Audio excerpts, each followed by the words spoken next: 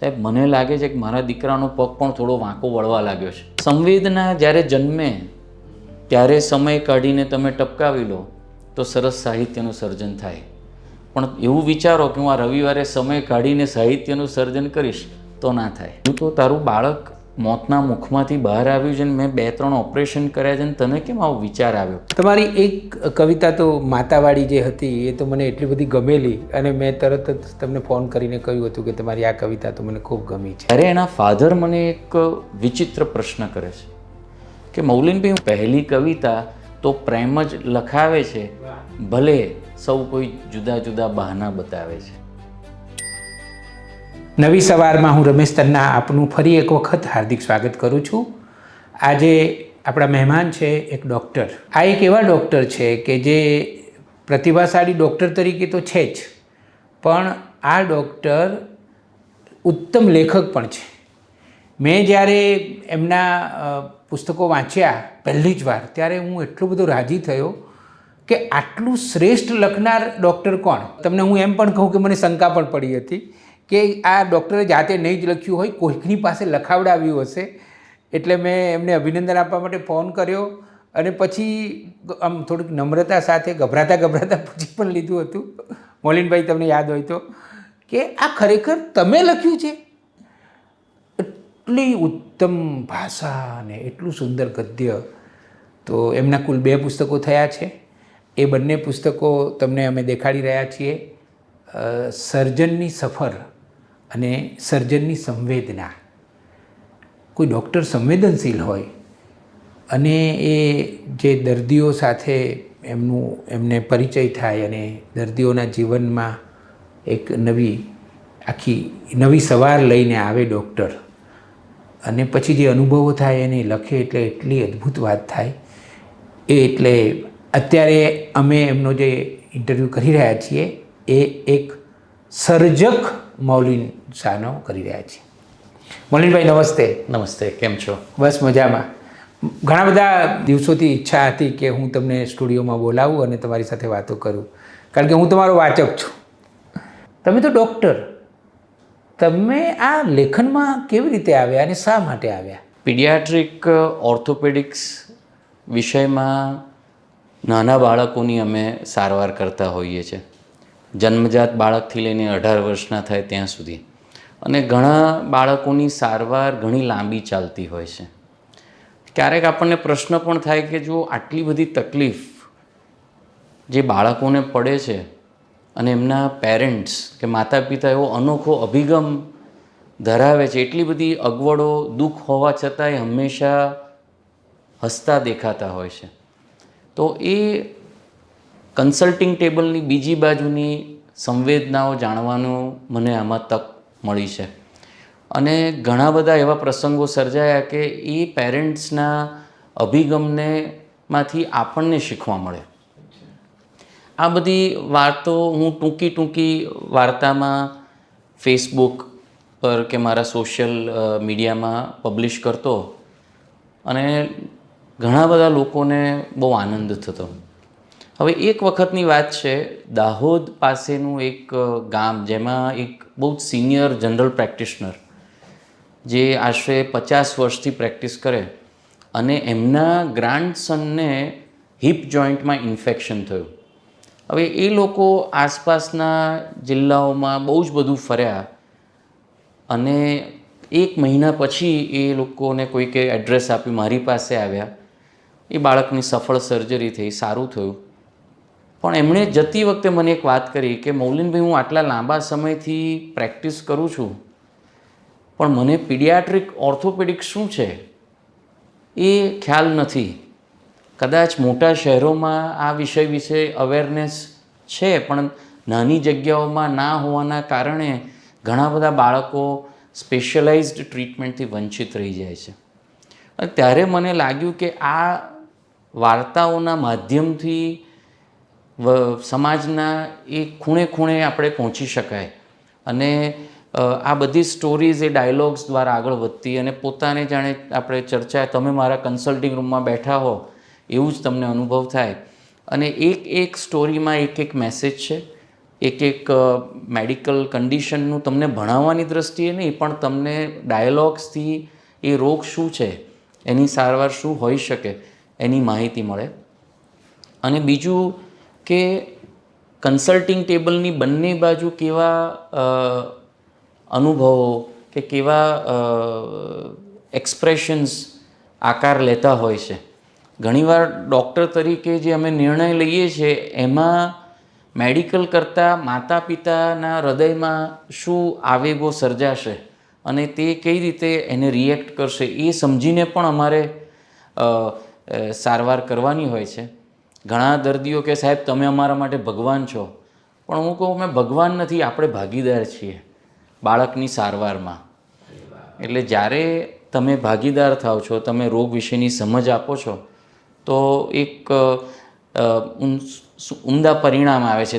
Doctor અને દર્દી એની સારવારની સફળતાનો પાયો વિશ્વાસમાં રહેલો છે. જ્યારે હું કેનેડાથી ભણીને પાછો આવ્યો ત્યારે મેં એવું પણ જોયું કે ઘણા બધા દર્દી અને ડૉક્ટર્સની વચ્ચે ડિસ્પ્યુટ્સ થતા હતા. તમે એવું પણ સાંભળ્યું હશે કે કોઈક દર્દીઓ ડૉક્ટરના હોસ્પિટલને તોડી નાખે અથવા ઝઘડો કરે. અને ત્યારે મને થયું કે આવું શા માટે લોકો કરે છે. કોઈ પણ ડૉક્ટર અને ખાસ કરીને પીડિયાટ્રિક્સમાં અમે ખૂબ જ અનુકંપા જનતી હોય છે, કમ્પેશન, અને એવું સમજતા હોઈએ કે બાળકમાં અને એમના ફેમિલીઝમાં શું આવેગો હશે, અને એ કન્સિડર કરીને જો સારવાર કરો. અને એવા અસંખ્ય ઉદાહરણો અમારી ક્લિનિકમાં થયા છે. અને મને થયું કે આ બધા પ્રસંગો મારે સમાજ સુધી પહોંચાડવા જોઈએ. ડૉક્ટર અને દર્દીનો રિલેશન એ મોનિટરી બેઝડ ના હોય, ઇમોશન બેઝડ હોય તો એનું પરિણામ હંમેશા સુંદર આવે. સૌથી ઇમ્પોર્ટન્ટ વાત કે આ બધા પ્રસંગો, આ પુસ્તકો હું મારા ત્યાં ઓપરેશનમાં આવતા દરેક દર્દીને ગિફ્ટ તરીકે આપું છું.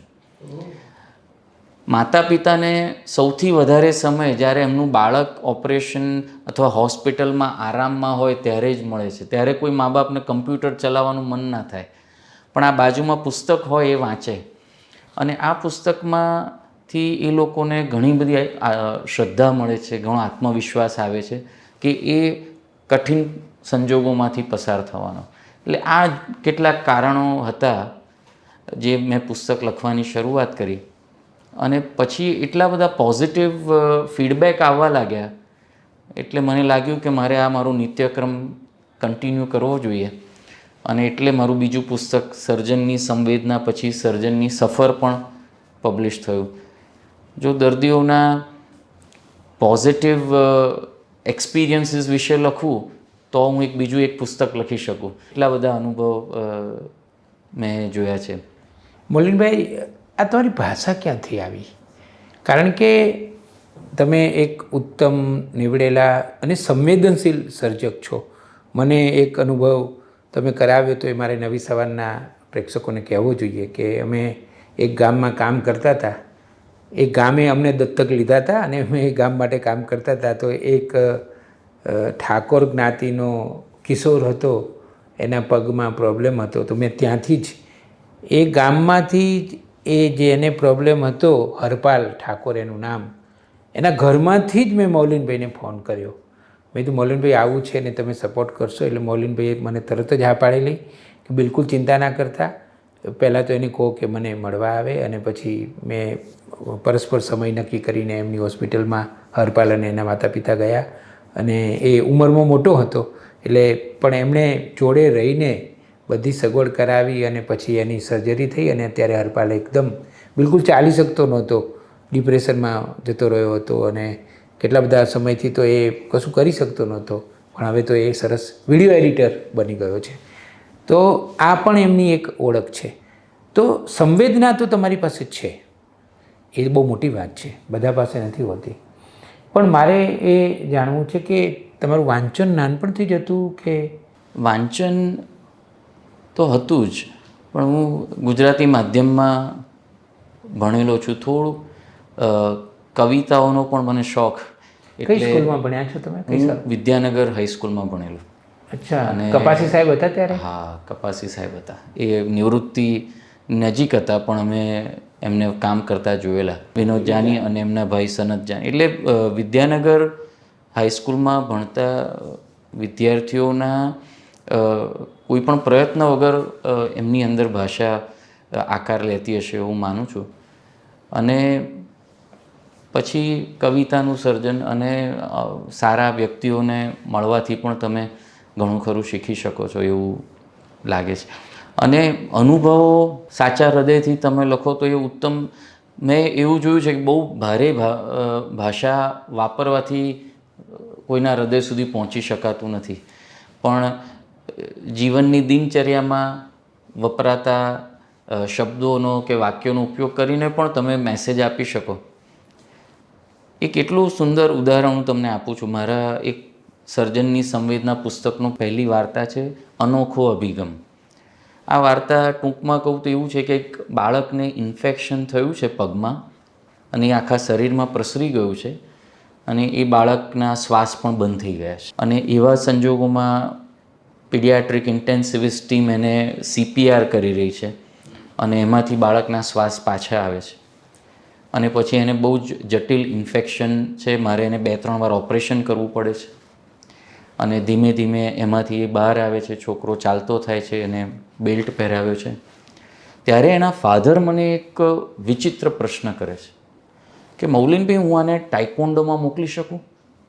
એટલે મેં કીધું, ભાઈ હજુ તો તારું બાળક મોતના મુખમાંથી બહાર આવ્યું છે, ને મેં 2-3 ઓપરેશન કર્યા છે, ને તને કેમ આવો વિચાર આવ્યો? એટલે મેં એને તરત ના નથી કરવાનું એવું ના કર્યું, પણ મેં કીધું, ભાઈ તમને આવો વિચાર શાને આવ્યો? એક માતા પિતા હોય તો પ્રોટેક્ટિવ હોય, પણ એમણે જે મને વાત કરી એ જોઈને મને એમને સલામ કરવાની ઈચ્છા થઈ ગઈ. એમણે મને કહ્યું કે આ રોગનો ભય મારે મારા બાળકના જીવનમાં જીવન પર્યંત નથી રાખવો, અને એટલે મારે એને સ્પોર્ટ્સમાં મોકલો જેમાં એને આ પગનો ઉપયોગ કરવો પડે. અને મને મનોમન થયું કે આ તો કેટલું સુંદર વાત, કેવો અભિગમ. અને પછી તમે નહીં માનો, 1 વર્ષ પછી એ દીકરાને ટાઇકોન્ડોમાં ઓલ ઇન્ડિયા લેવલ પર ગોલ્ડ મેડલ મળ્યો, અને અક્ષય કુમારે એને એ મેડલ આપ્યો. હવે આ વાર્તા મારા પુસ્તકની પહેલી વાર્તા. હવે એનું કેવી રીતનું પરિવર્તન આવે છે લોકોના જીવનમાં એની વાત છે. એ ખૂબ ધનાઢ્ય કુટુંબ અમદાવાદનું, અને એમની ગ્રાન્ડ ડોટર અમૂલ પાર્કમાં રોક ક્લાઇમ્બિંગ કરતાં મેડ જોડે ગઈ છે, ત્યાં પડી ગઈ અને એના બંને હાથના બોન ફ્રેક્ચર થઈ ગયા. રાત્રે હું 11 વાગે હોસ્પિટલ જઉં છું, ત્યાં બહુ જ બધા રિલેટિવ્સ, દરેકના હાથમાં 2 મોબાઈલ 3 મોબાઈલ, વાત કરે કે આટલી નાની દીકરીને રમવા મોકલાય, દીકરીની જાત છે, બાળકોને ઇન્ડિયામાં તો કોઈ સેફટી નથી. અને પછી એ દીકરીને ઓપરેશનની જરૂર પડી, અને મેં કહ્યું એમ મેં એ લોકોને આ પુસ્તક ગિફ્ટ આપ્યું. 2.5 મહિના થયા, એનું પ્લાસ્ટર નીકળી ગયું, સ્પ્લિન્ટ્સ નીકળી ગયા, અને એ જ દાદા દાદી ને નાના નાની મારા રૂમમાં આવ્યા અને મને કહ્યું કે મૌલિનભાઈ, અમે અમારા બાળકને બગીચામાં તમે આજે પરવાનગી આપો તો ફરી લઈ જવી છે, અને એને રોક ક્લાઇમ્બિંગ કરાવવું છે.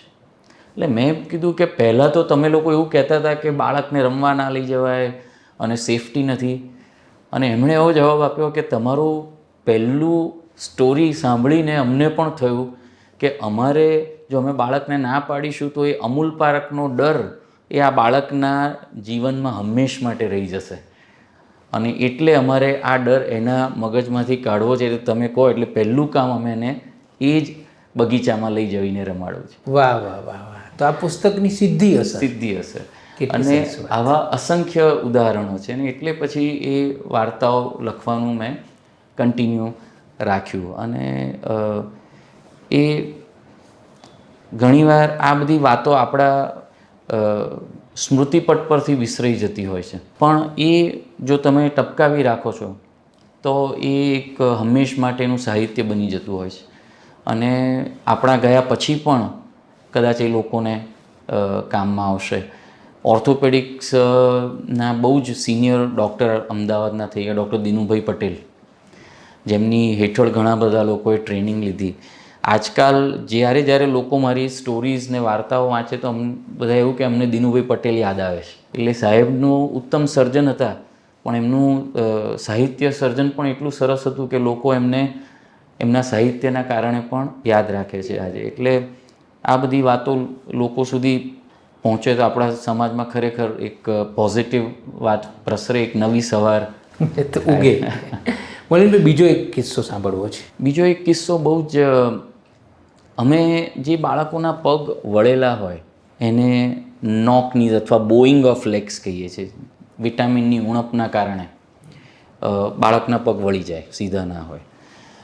હવે જો બાળકનો વિકાસ બાકી હોય, એટલે કે ગ્રોથ બાકી હોય, તો અમે બોનને કટ કરીને સીધા નથી કરતા, પણ માત્ર એમની વિકાસ પટ્ટી હોય કે જ્યાંથી બોન ગ્રોથ થાય, એમાં એક બાજુ સ્ટેપલ જેવું ડિવાઇસ મૂકી દઈએ અને એની સામેના ભાગમાંથી વિકાસ ચાલુ રહે, એટલે ધીરે ધીરે બાળકનો પગ સીધો થઈ જાય, કોઈ પણ જાતનું હાડકું કટ કર્યા વગર. આ પદ્ધતિને ગ્રોથ મોડ્યુલેશન ટ્રીટમેન્ટ કહેવાય છે. અને હું કેનેડા જ્યારે ભણ્યો ત્યારે અમારા એક સાહેબ હતા, એ આના રિસર્ચમાં બહુ જ આગળ હતા. હવે ભાવનગરની શિહોરની પણ આગળનું એક ગામ, અને મા બાપ ખેડૂત સંપૂર્ણ, પણ એમની જે મધર હતી એ બાળકની, એ થોડુંક ભણેલી, થોડી ચોપડીઓ, અને એને મેં ગ્રોથ મોડ્યુલેશનનું ઓપરેશન કર્યું. અને તાકડે કોવિડનો સમય હતો, એટલે બાળકનું ઓપરેશન તો થઈ ગયું, પણ ફોલોઅપ માટે એ લોકો આવી ન શકે. હવે સર્જનની સંવેદના પુસ્તકમાં એક ગ્રોથ મોડ્યુલેશન સારવારનું એક સ્ટોરી છે કે જેમાં બાળકનો પગ વળેલો હોય, સીધો થાય અને પછી થોડો ઓવર કરેક્ટ થાય, એટલે એ તમારે ક્લિપ કાઢી લેવાની, નહીંતર પગ બીજી દિશામાં ફંટાવા લાગે. હવે એક વખત કોવિડનું લોકડાઉન હતું અને એના મધરનો ફોન આવ્યો કે સાહેબ, સર્જનની સંવેદના તમારી છે, એમાં આ નંબરની વાર્તાના આ પાના પર મેં વાંચ્યું છે કે જો સમયસર ક્લિપ ના કાઢો તો બાળકનો પગ બીજી દિશામાં ફંટાઈ જાય. સાહેબ, મને લાગે છે કે મારા દીકરાનો પગ પણ થોડો વાંકો વળવા લાગ્યો છે. અને મેં એનો કેસ પેપર કાઢ્યું, એક્સરે જે, મેં સાચી વાત છે, મેં તમારે આ કોવિડના કારણે તમે આવી નથી શક્યા, પણ કદાચ એ તમારી વાત સાચી હોય. એ લોકો એમ્બ્યુલન્સ કરી, ત્યારે આખા અમદાવાદમાં લોકડાઉન હતું, પણ એ તાબડતોબ મેં એમને બોલાયા અને ખરેખર એનો પગ બીજી દિશામાં ફરવાની શરૂઆત જ થઈ હતી. અને પછી સમયસર અમે ક્લિપ કાઢી અને બાળકને સાવ સાજું થઈ ગયું. એટલે મને લાગ્યું કે આ ગામડાનું અભણ ફેમિલી પણ માત્ર 4 ચોપડી ભણેલા મમ્મી, જેને મેં આ પુસ્તક ગિફ્ટ તરીકે આપ્યું હતું એમના બાળકના ઓપરેશન વખતે, એ કેટલું ઊંડાણમાં વાંચે છે. અને એ વાંચનના કારણે આજે એમના બાળકને બીજા ઓપરેશનોમાંથી બચાવી લીધા. કેટલી સરસ વાત છે. એટલે તમને હું સાંભળી રહ્યો છું ત્યારે મૌલિનભાઈ, મને એવો વિચાર આવે છે કે બધા જ ડૉક્ટરોએ પુસ્તકો લખવા જોઈએ, તો ખરેખર કેટલો બધો ફાયદો થાય. દરેક ડૉક્ટરોમાં સંવેદના હોય છે. ઘણા ડૉક્ટરો મને, મારાથી સિનિયર ડૉક્ટર્સ કે મૌલિનભાઈ, તમે આટલો સમય ક્યાંથી ફાળવો છો, કે આટલું લખી કઈ રીતે શકો છો? સંવેદના જ્યારે જન્મે ત્યારે સમય કાઢીને તમે ટપકાવી લો તો સરસ સાહિત્યનું સર્જન થાય. પણ એવું વિચારો કે હું આ રવિવારે સમય કાઢીને સાહિત્યનું સર્જન કરીશ તો ના થાય. અને એ માટે તમારું સૂક્ષ્મ અવલોકન અને સંવેદના એટલા બારીક હોવા પણ જોઈએ. સુધા મૂર્તિનું એક ઇન્ટરવ્યૂ મેં સાંભળ્યો હતો. એમને એ ગામડાઓમાં ફરે, ત્યાં કોઈક પ્રસંગ એમની જોડે આકાર લે તો તરત એમને એવું થાય ક્યારે હું આને ટપકાવી દઉં. જ્યાં સુધી એ પ્રસંગને લખી ન લે ત્યાં સુધી એમને અંતરમાં ઉચાટ રહે. કેવું એવું જ કંઈક મને પણ ફીલ થાય કે કંઈક એવો પ્રસંગ થાય, મને થાય કે લાવો અને હું લખી લઉં. દરેક સર્જનમાં આવી સંવેદના હોય છે. અને ક્યારેક લોકો વિચારે છે કે આનાથી મને શું મળશે, અથવા તો લોકો શું વિચારશે. એક એવો ભય હોય છે કે લોકો મને લેખક જ કન્સિડર કરી લેશે તો, અને હું ડૉક્ટર નહીં અને એક લેખક બની જઈશ તો. પણ હેલ્થ કેર ફાઉન્ડેશનના ચેરમેન ડૉક્ટર ભરત ભગત સાહેબ છે, કદાચ તમે જાણતા હશો. ઓળખું છું, મેં એમના વિશે લખ્યું પણ છે. તો આ પુસ્તક પબ્લિશ કરતાં પહેલાં હું ભગત સાહેબને મળ્યો હતો, ત્યારે મને પણ આવો ભય હતો. મેં સાહેબ, હું આ લખવા અને પબ્લિશ કરવા તરફ જઈ રહ્યો છું, અને લોકો એવું વિચારે કે આ ભાઈ તો લેખક જ છે અને ડાક્ટર નથી, તો તકલીફ થશે એમ. ને સાહેબે કહ્યું કે જો આપણા કેરેક્ટરના જુદા જુદા પાસા હોય છે, અને એ દરેક પાસાને ઉજાગર કરવું એ આપણી ફરજ હોય છે. તમે લેખક તરીકે પણ આગળ વધી શકો, તમે ડૉક્ટર તરીકે તો આગળ વધી જ રહ્યા છો, તો તમને એ બે મિક્સ થઈ જશે અને કોઈ ગેરસમજ થશે એવું જરાય નહીં થાય. તમે ચિંતા કર્યા વગર લખો. આજે એ વાતને 6-7 વર્ષ થઈ ગયા અને મેં 4 પુસ્તક પબ્લિશ પણ કર્યા અને 5મું પુસ્તક પણ આવી રહ્યું છે, પણ મારી ડૉક્ટર તરીકેની જર્નીમાં કોઈ જ ફરક નથી પડ્યો. મને એવું લાગે છે કે એને ફાયદો જ થાય એને કારણે. હવે થોડી કવિતાની વાત કરો ને. તમારી એક કવિતા તો માતાવાળી જે હતી એ તો મને એટલી બધી ગમેલી અને મેં તરત જ તમને ફોન કરીને કહ્યું હતું કે તમારી આ કવિતા તો મને ખૂબ ગમી છે. આમ એક કવિતા છે, કહું તમને કે પહેલી કવિતા તો પ્રેમ જ લખાવે છે. પહેલી કવિતા તો પ્રેમ જ લખાવે છે, ભલે સૌ કોઈ જુદા જુદા બહાના બતાવે છે. વાહ વાહ, ક્યાં વાત હે. એટલે એ કવિતાનું સર્જન જ્યારે MBBSના પહેલા વર્ષમાં હઈશ ત્યારે એવું મને લાગે છે. ત્યારથી લખવાનું શરૂ કર્યું અને જેમ જેમ એક વ્યક્તિ જુદા જુદા ઉંમરમાંથી પસાર થાય એમ એમ એમના અનુભવો પાકટ થતા જાય, અનુકંપા ઉદ્ભવે, આવેશ, અને પછી એના સબ્જેક્ટ્સ બદલાતા જાય. અને કવિતા મારે મન એક મેડિટેશન જેવું છે, કારણ કે તમે જ્યારે કવિતા લખતા હો ત્યારે તમે નથી ભવિષ્યમાં કે નથી ભૂતકાળમાં, તમે વર્તમાનમાં છો.